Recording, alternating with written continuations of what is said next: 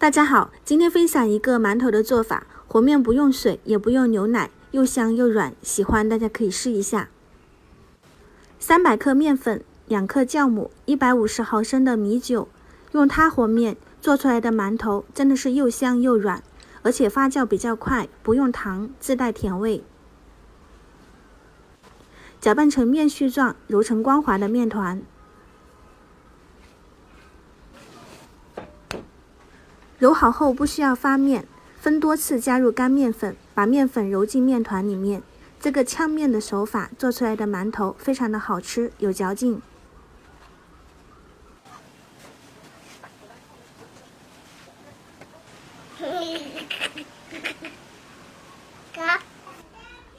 揉到这个程度就可以了，搓成长条。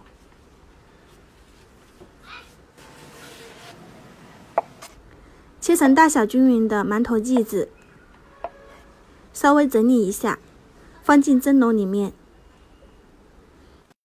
盖上盖子，洗面25分钟。看到体积变大，可以冷水上锅，中火蒸15到20分钟，焖3分钟再揭开盖子。这样做出来的炝面馒头不塌锅、不回缩，松软可口，带有一股米酒的香气，喜欢大家可以试一下。我们下期再见。